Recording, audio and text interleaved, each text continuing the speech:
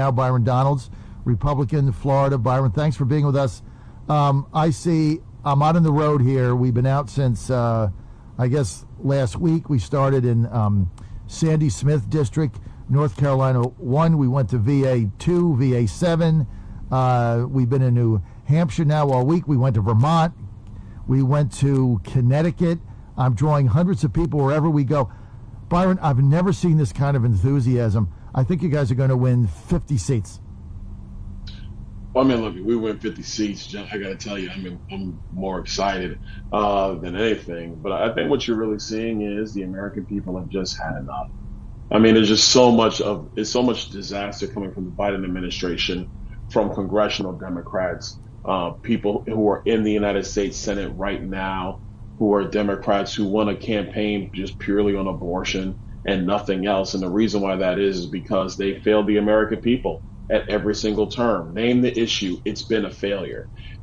And what makes matters worse is that when they were in charge of managing the pandemic or whatever the case might be, they failed our kids. Like, our kids only get one chance to go through the educational system, and they utterly failed them. The education scores, the NAEP scores that came out a few days ago are indicative of that. And people have just had enough. They're sick and tired of it. And that's that inertia I think you're seeing on the ground through all these districts and all these towns, through all these states, is that the American people are tired. They want the country back on track. And they fully understand at this point that the Democrat Party is not interested in the policies that are going to get people's lives in the place it needs to be going. Listen, the level of enthusiasm, you'll get all these races right now tied, and this is what I keep saying. Any race where a Democrat incumbent is tied, they're going to lose, right? Because they can't get votes. There's no more vote pool for them. Everything's breaking in our direction is because of the issues, Byron. Crime, inflation, energy, open borders, massive illegals coming in over the border, flooding now the schools. People have gotten their 401k results down 25, 30, 35%. People are done with this, and they see the havoc the transgender agenda has done with the Marxists, the trans Marxists as we call them. They see their agenda is a disaster, and people are sick and tired of it. Now, we're going to get a majority. It's a matter of how many we have. I think we're going to win 50 seats, Byron. You're going to run for a key leadership post within Republican leadership. Can you in detail tell our audience what that post is that you're running for and the type of an impact on leadership, if you win that you would have?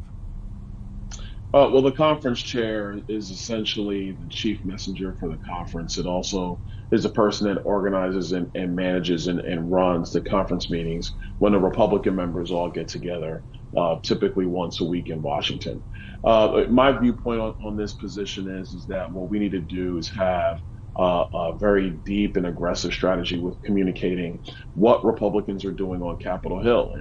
And it's not just about, doing Fox News interviews, and don't get me wrong, those are great, but it's actually doing interviews across the board with all the members of Congress. There's many that want to do it, that want to be engaged, doing local radio, even doing the secondary or tertiary radio station that they typically wouldn't do or don't do.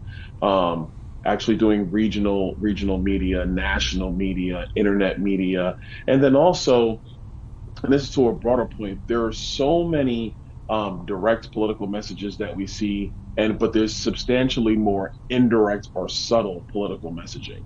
And who better to respond to some of these messages than the members of Congress? And it's not just about, a handful of us that do a lot of interviews, myself included. It's about all the members being engaged on this stuff, responding to Jon Stewart, responding to Bill Maher, responding to Trevor Noah, responding to Saturday Night Live, responding to The View.